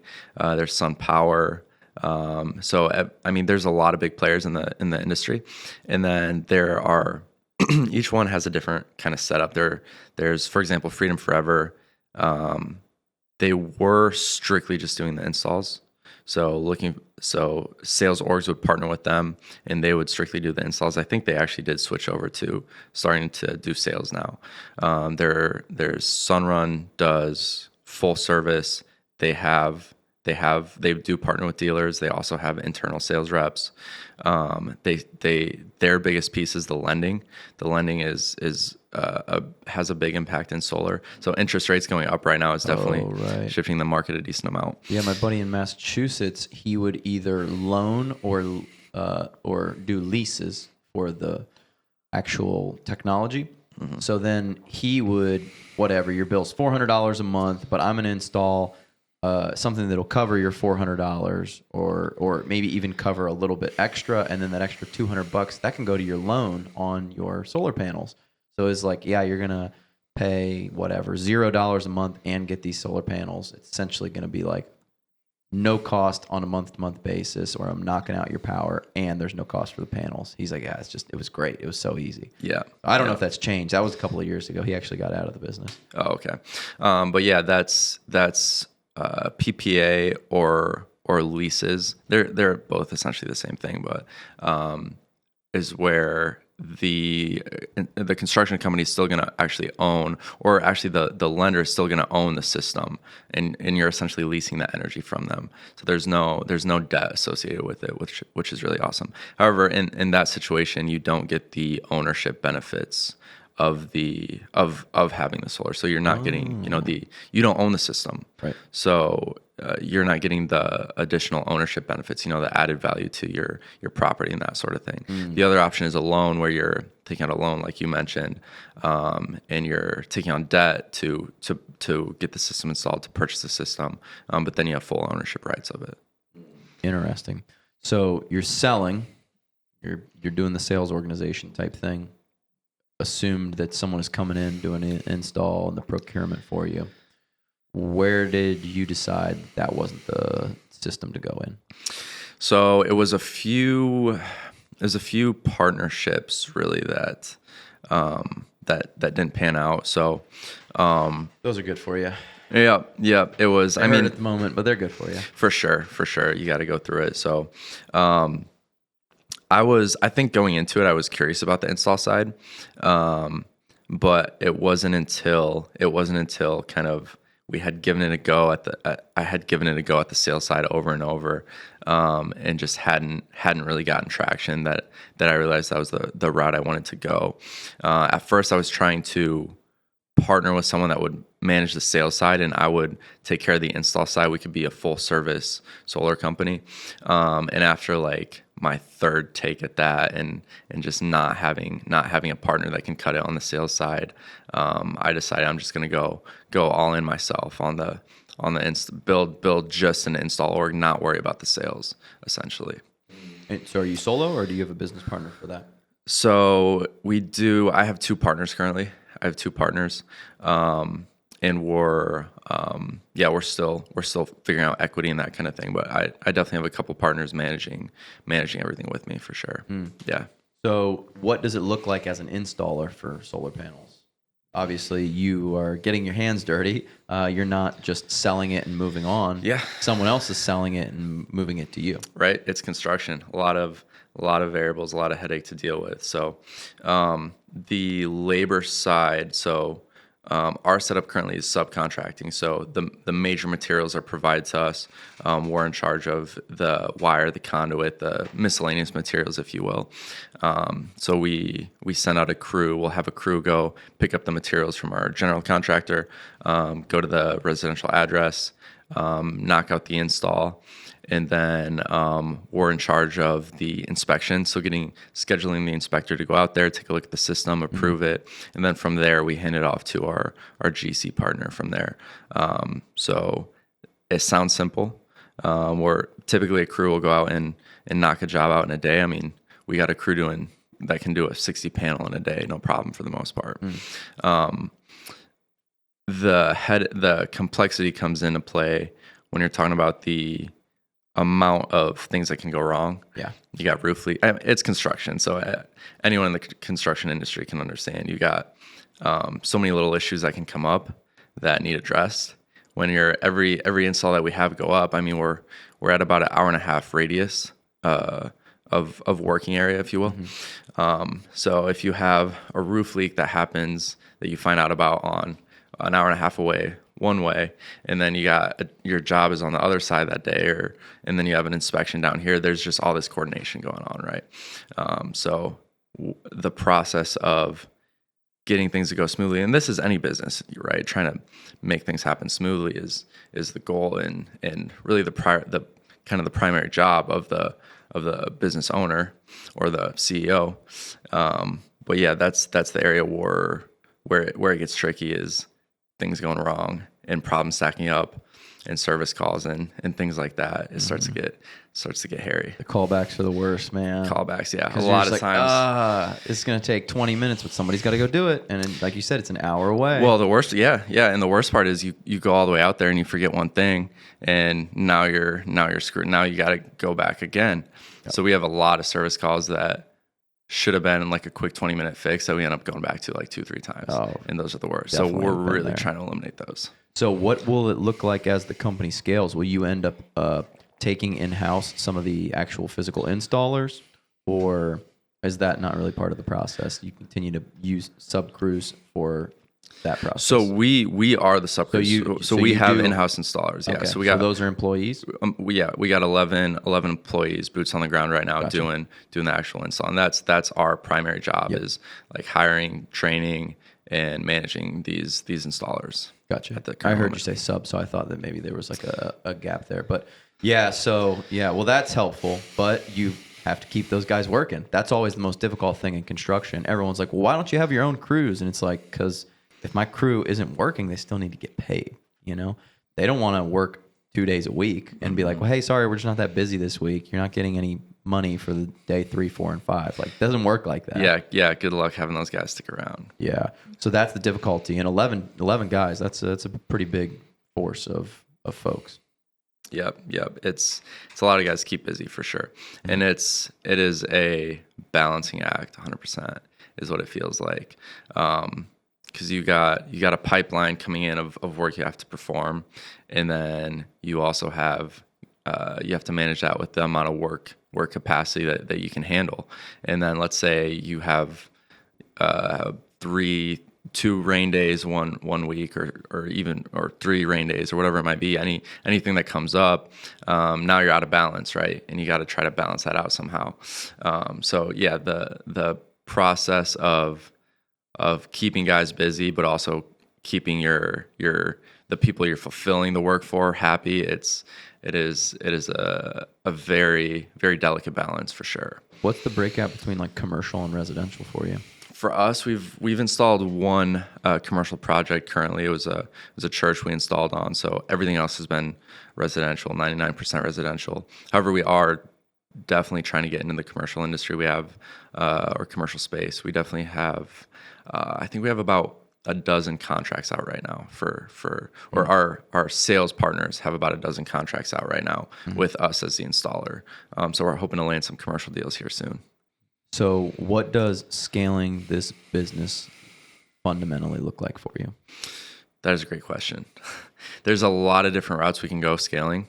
We can double down on what we're doing right now, just whether partnering with more general contractors, these big solar companies in the state of Illinois, or going into other markets and doing that same thing. The other option is going and starting to do more of the process. So being like the sole installer, where we're doing the engineering, the procurement, all that. So instead of subcontracting, we would just be partnering directly with dealers or sales orgs, and then doing that full install process for them. So we could transition into that, or we could go all in on commercial. So we're really at this point, we're in kind of a discovery phase where obviously trying to build whatever profit we can, but really trying to figure out what is the niche here that's going to be the most scalable for us. So what kind of area in the industry do we want to kind of make our home? I see. So that's what I think where I got caught up. You said the procurement and then the engineering side is kind of subbed out. I thought that, okay. So yeah, what would it look like to actually do the procurement and the engineering side? What would have to happen there? More capital outlay if you do the procurement side, I have to assume. Yeah, it's definitely quite a bit different. A lot of capital expenditure. We've done about a handful of deals with us as a general contractor.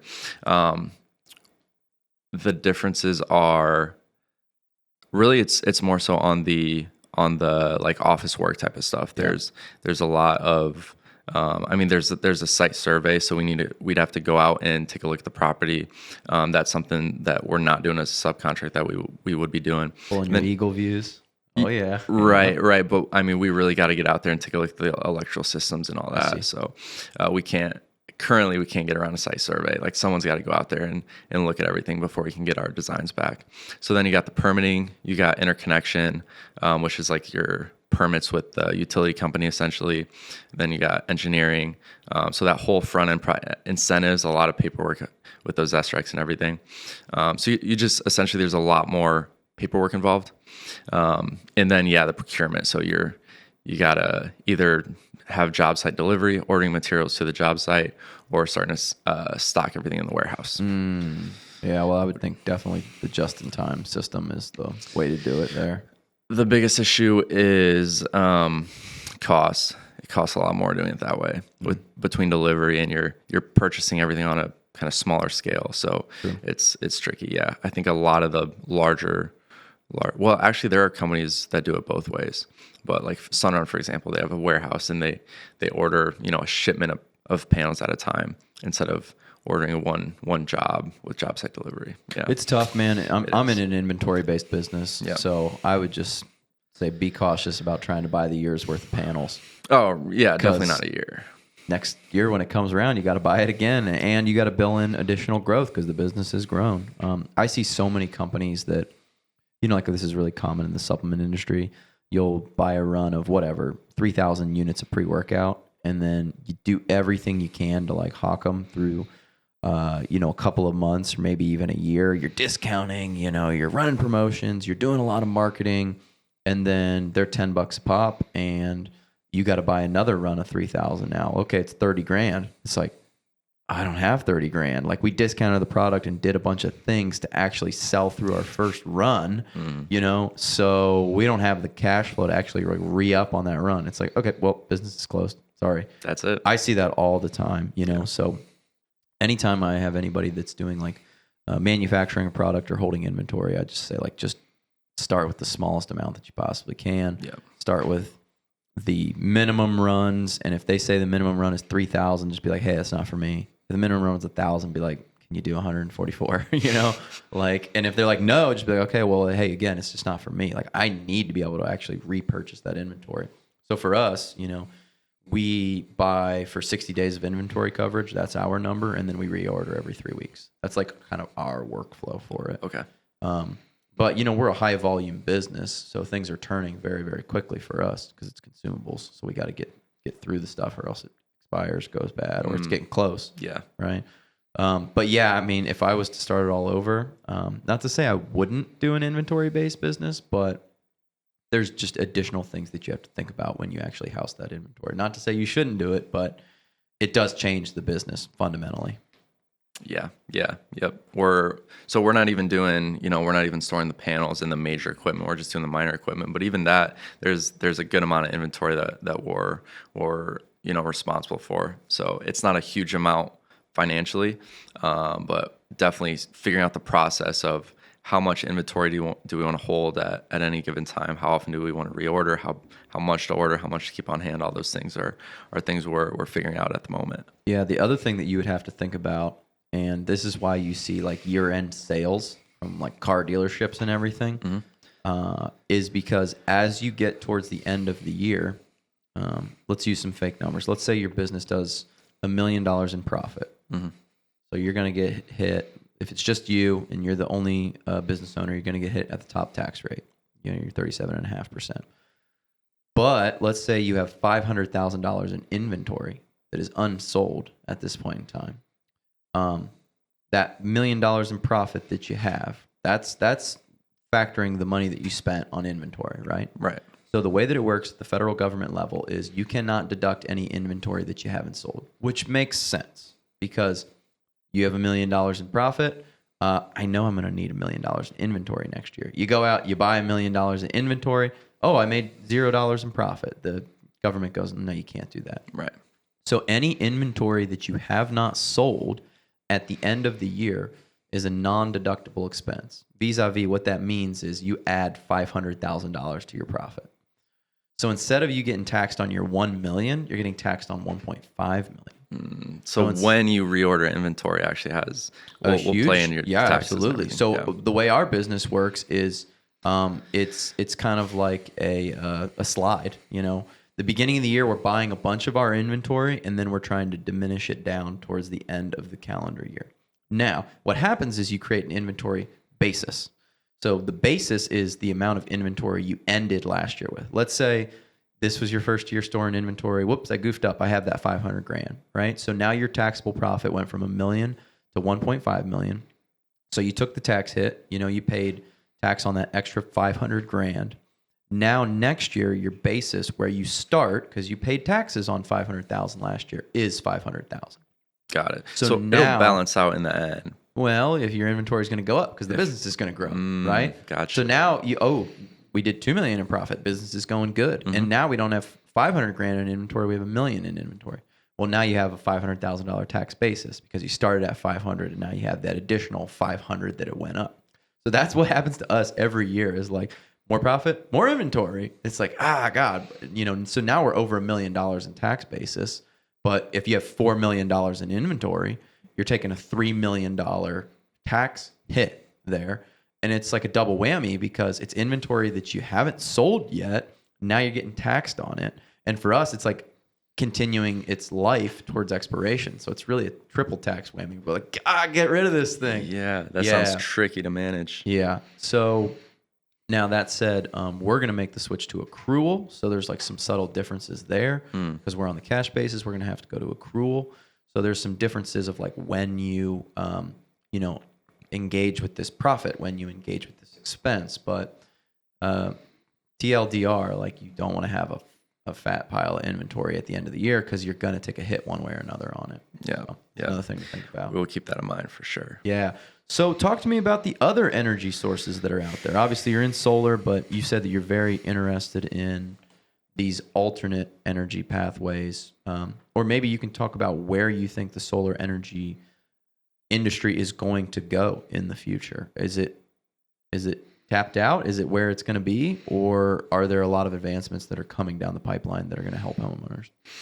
So yeah, we've seen a ton of advancement in solar, and that's why we're seeing it take off. It looks like the current trajectory, it's just now really taking off. Like Illinois is taking off. A lot of these markets are growing really, really quickly. I mean, there's all these different projections out there, of course, but it looks like residential solar specifically is going to continue to grow. And I mean, I think we're around 4% of houses in the U.S. that solar would make sense for. Have it. So 4% market saturation. And those are exciting numbers. Yeah. So there's a ton of room for growth. It's really in its, I don't want to say infancy, but it's pretty young. It's pretty young. And it looks like it's really taking off. So interest rates are up a little bit right now, which is having a little bit of friction, holding it back a little bit. But the more utility rates go up, the more solar makes sense. So we're going to see, I think we'll see solar continue to pick up. As far as other sources, there's a lot of wind going up. I see it coming up in Illinois a lot. So I think, is that only viable on like a commercial level, or is there any like local wind viability? I'm sure there's sources of it, but it's definitely not common right now. It's definitely not common. So maybe there's something down the pipeline, like homeowners in the, like farmers or something getting a little windmill or something like that. But right now it's more so, on like a grid scale type of thing. But we also have offshore wind, which is a really exciting source. It's very, very cheap, and you're not disturbing, you're not disturbing the mainland. You don't have to find a farmer to agree to put your windmills up and all that sort of stuff. You're just harnessing the wind from offshore where there's a lot of wind. Interesting. What about like hydroelectric? Is that a big part of the puzzle? Hydro is great, but I mean, we only have so many rivers to dam up. So really, it's just not all that scalable. I forget what country. There's a country that is almost 100% renewable, and a lot of it comes from hydro. They're a smaller country, but I mean, in the U.S., we just don't have enough rivers and dams and everything. So, what about like wave-powered energy? Is that anywhere near being ready? The waves keep coming, man. That one's very interesting. I don't know if there's any in use right now. You want to pull up a video of these like wave energy systems? They look crazy. Yeah, I mean, they look very cool. I think they're called like tidal power or something along those lines. But I don't know if there's any being used currently. But I know there's a lot of companies working on them right now. Interesting. Turning the tide. Tidal energy. Could it be huge? Why isn't it? Interesting. Yeah, that one could be big. And then of course these are like underwater. Okay. Oh wow, it's just like a wind turbine, but it's underwater essentially. Yep. Interesting. Yeah. Yeah, I've seen systems that seem like they're like above ground. Interesting. I think you're thinking of like offshore wind, maybe. You're talking about like windmills that are out in the water, they're or like no? they're like setups that are literally sitting like up on top of like the water, like near okay. where the waves crash. There's a lot of different systems they're working on for Well, for it's wave cool. energy. I mean, you and I were just saying when we broke here that we're not going down in terms of energy use. Not So at all these people who are like, well, we need to like walk. And I'm like, get real, man. No, Like people that's are not going to go back. It's not the solution. It's not the solution. Yeah. You might be able to get people to do like a little bit less energy intense activities. right. But Overall, the only thing that's gonna solve the problems we're dealing with climate change and everything is finding a consistent way to generate power sustainably, essentially. Like that's what it comes down to. well, it sounds like to me, we know a lot of ways to generate power. Part of the issue is the storage piece. A lot of the issue is the storage, yeah. Yeah. So wind and solar both are very, very cheap, definitely cheaper than fossil fuels now, which typically you would think once you have a solution that's cheaper than what you're trying to get rid of, like that's when it gets adopted, right? Like Teslas and EVs are starting to get adopted big time, not because of like incentives or anything like that, because they're just better cars, right? They're awesome cars. So it's great that we have those renewable energy prices lower than fossil fuels now. The issue is with fossil fuels, we don't have to worry about storage. Like you said, oil can sit in tanks and be stored, and then when we're ready for the power, we can burn it. But with solar, it's got to sit there and absorb the energy. And then if you don't have a battery to store it in, it's not really any good to, or it's not the end all be all like solution, right? Like we talked about at night and during the winter, it's a sporadic source of energy. Yeah. And that's kind of what we're seeing here with this tidal power. It looks like the waves are more significant at certain points, less significant at certain points. And that seems to be the big issue is just the storability. And I listened to this audio book. It's called The Moral Case for Fossil Fuels. I don't know if you've ever heard of this. I have not. This guy's name is Alex Epstein, I believe. And kind of the thesis of the book is all these people that are calling, like, we have to get rid of fossil fuels. We have to get rid of them in total. He's like, that's great. And I'm like, for that solution. But like, what are you proposing as the replacement? As a because solution, we right. don't have a current replacement. So he uses this story. And obviously, this is an emotional story. But there's a hospital somewhere in Africa, I think it was maybe Ghana. And people came in and they're like, you need to like do renewables. Like, you know, as your country is developing, you need to go to renewables. And they're like, okay, yeah, that makes sense. And they were on solar panels. I think solar panels. They were on some sort of a, intermittent energy source. Yeah. And for whatever reason, they couldn't get power and the power went out. And a woman had to have an emergency surgery and they didn't have power. She ended up dying. So, for all those people who are like, oh, well, no, but fossil fuels are terrible. It's like, well, you want those fossil fuels burning in the hospital, because they're reliable, Yes, there are those downwind consequences, but, his kind of idea is that if you're trying to take away fossil fuels completely, we're not going to have enough energy to do the things that we're currently doing. Yeah. So we need to propose some solutions, and really like you said about the cost, fossil fuels are relatively low cost and also able to be stored. So if you're like, hey, Ghana, you have to go completely renewable. Well, there's a big cost up front.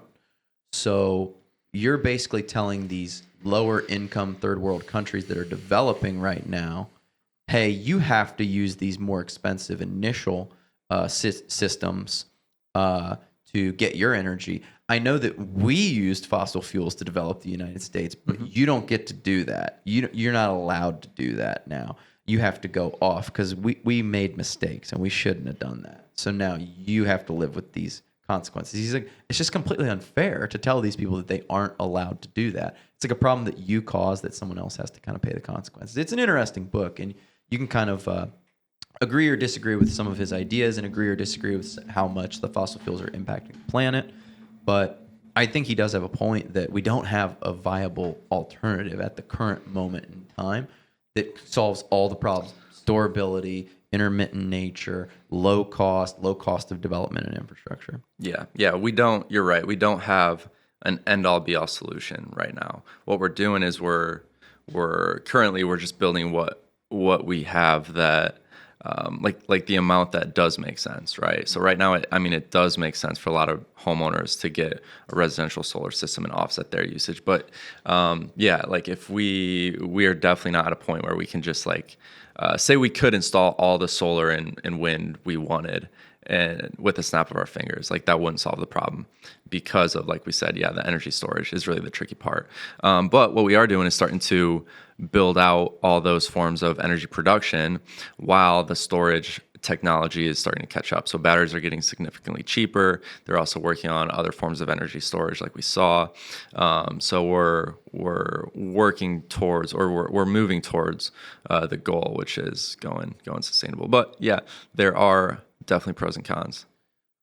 Is the big movement in batteries to go to cobalt? Is that right? The lithium ion, they want to kind of shift to cobalt. Do I have that correct? Yeah. So they're trying. I think. Elon is one of the biggest players in this industry, and so a lot of what he decides is kind of where a lot of the manufacturers are going.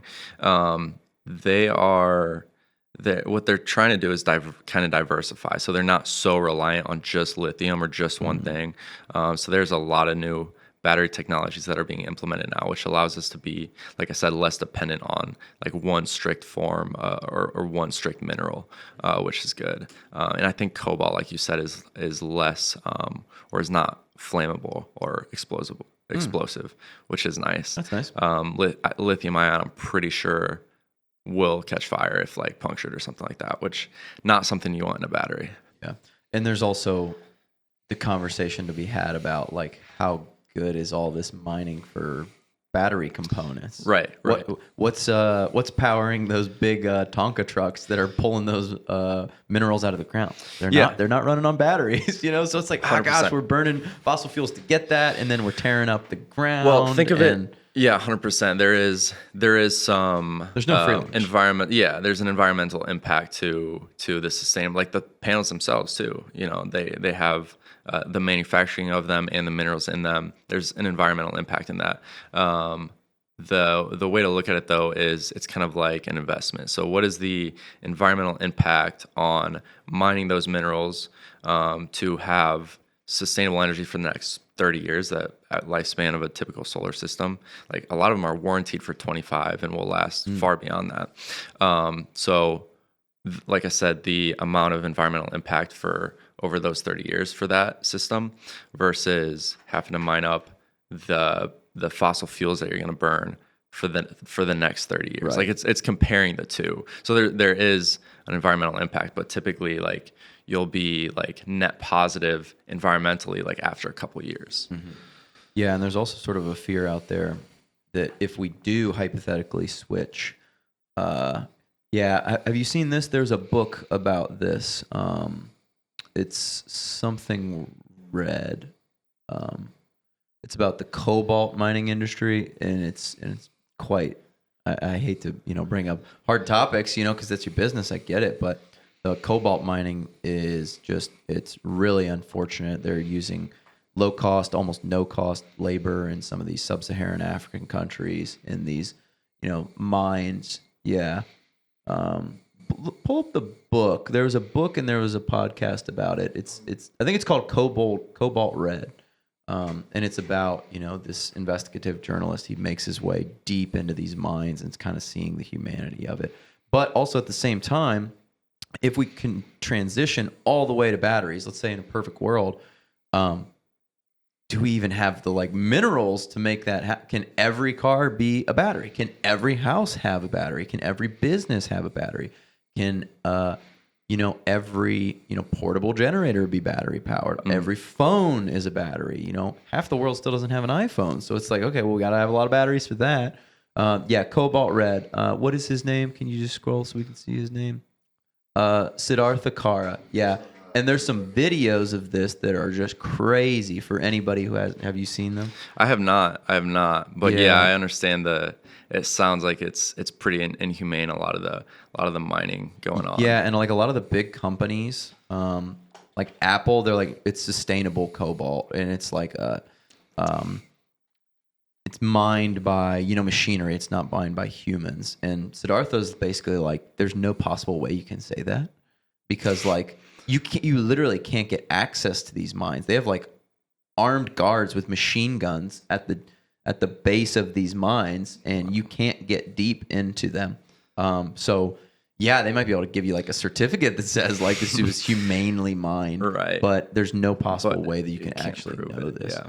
And- So it looks like, from my understanding, I do believe there are enough resources to go fully To renewable. electrify the world, to sort of with electrify everything battery power. is my understanding. As far as the mining issue, so yeah, it's definitely inhumane. Definitely a lot of work that needs done in order to mine these at a low cost without having to put people through this. However, Here you go. I don't know if this is his video specifically. It's not the video that I have seen. mhm. It looks like it's just news coverage of the Cobalt mine. It's all good. The video that he has, it's like an iPhone and it's only like 20 seconds long, but it is absolutely bonkers because they're in a mine that is sort of open. There's these 15-foot walls, and there's just like 500 people at the base of the mine. They look like a crowd at like a show. At a show or it's something. insane. It's absolutely crazy. One place that I know you could find it, Steve, is on like it's a JRE clip with Siddhartha where they show it. But yeah, so there's again, I just say like there's no free lunch, Definitely. because Well, you you get a gotta lot keep of ideology into this too. For sure. What you got to keep in mind is the mining on the fossil fuels is not so pretty either. Yeah, like true. coal mining, even in the U.S., like there are deaths True. every year. True. I think Kentucky had there's a lot of coal mining in Kentucky. There were like 14 deaths in 1 year from coal mining, and a lot of There you go. health issues as well. There you go. So yeah, for people just watching this, there's probably 500 people in this mine, and they're doing everything by hand. They're packing these bags of what has to be cobalt out, and oh my gosh, this is just crazy. This is madness. We'll put a link to this video in the video, but this is intense. Yeah. Yeah, that's wild. But you're That's right. wild. And one of the arguments that I've heard is from the US perspective, like we've put all these regulations in place to the point that we don't do a lot of this mining because it's just not cost effective. And we would do it in a generally like safe and more healthy manner, significantly more healthy than this, obviously. And because they like regulate it so tightly, they're just like, we can't do this in the United States, but they do have this cobalt in Africa that we could get. So the argument is like, hey, if you just loosen these regulations, we're still going to be so much safer and so much more humanitarian. But when you don't have to see it happen in your country, you're just like, yeah, the cobalt, I don't know, it comes from Africa somewhere. Right. The other thing you got to keep in mind is like they're not slaves. We're not forcing them to do this. We're allowing them an employment opportunity at the end of the day In the United States, yeah. Right, but yeah, it is sad to see those working conditions for sure. Yeah. So what about nuclear? Have you thought a lot about the nuclear industry and how does that tickle your brain? Yeah, it looks like the nuclear fission, I believe it is, the new nuclear they're working on. It seems like they're making a lot of progress on it. So that's I think that's probably going to be huge. The issue is it's probably going to take a long time. So I'm thinking kind of the way I'm seeing things pan out is solar and wind are going to be going in heavy for the next, 10, 20 years. And then once potentially, like nothing's for sure, of course, but potentially if fission is really what people claim it is, it might kind of be the end all be all solution for the world, essentially. Yeah, but that, like you said, it's so far away from being in every home. Right. It's so uncertain. We don't know. Even if we had it right now, it'd probably take, 10, 15 years to really get it to, where it needs to be producing all our energy. So yeah, like there's still a massive opportunity in installing, the current renewable energies, and then also still developing new technologies. So kind of, to put a bow on this for us, if you were speaking to a regulator about your industry, what would be your advice or advisement for them to try to make this more feasible for the American people? Because it does seem like it's a good thing. It's a low cost of energy source. And yes, again, there is no free lunch and it has problems, but it does seem like a viable future forward for us. What would your word be to regulators and Congress people if you were to speak directly to them? It's tricky because they already are. I mean, they're incentivizing it pretty highly. Yeah. They really are. I think, to be honest, I think the technology makes sense financially for people. I think the incentives are like the 30% federal tax credit is awesome. I think it's kind of just gonna take time for the companies to actually be able to install. Like building an install company is not quick. Building any construction company, right? So there's a lot of scaling that needs to happen on like the ability to install these these renewable energy systems. So I almost feel like regulatory wise, I'm sure there could be improvements, but I think we kind of just need to give it time, and this stuff's going to keep going up. The solar's going to keep going in and everything. What about at the utility companies level? That would be kind of where I would think is the most obvious place, at least for like the state of Ohio. It feels like if they would loosen the requirements on this net metering month-to-month thing, it would help. You got it. Yeah. So I think, when it comes to net metering, that's the biggest thing they could change. So it is tricky because these utility companies have to make a profit. Mm-hmm. But I think trying to crack down a little harder and get, like, Illinois is making it work, right? Like the utility companies there they have awesome net metering, and the utility companies are fine, right? So trying to, if we could get them to come down on or figure out a way to work with these utility companies and get a better net metering agreement in these states that don't have great net metering, mm-hmm. that would probably be the biggest thing that would really ramp up a lot of these states. Yeah, and it just seems like there's so few utility companies. Like, and I don't know how that occurred, whether that's through government regulation that just made it incredibly difficult to be involved, or if these companies have just bought each other up slowly but surely, so that now you have like one or two energy providers. I think that's part of it. I think it's kind of a economies of scale thing. Like a much larger utility company makes more sense financially than a bunch of smaller ones. So I think it's probably both of those things. Yeah, but then the fear is sort of that lack of competition. So then monopoly. AEP is just like, we don't have to pay you for your energy. Yep. Forget you. Yep. You can't go anywhere else. That's the issue. I just had the Libertarian candidate for president on, Michael Rechtenwald, and he's just like competition.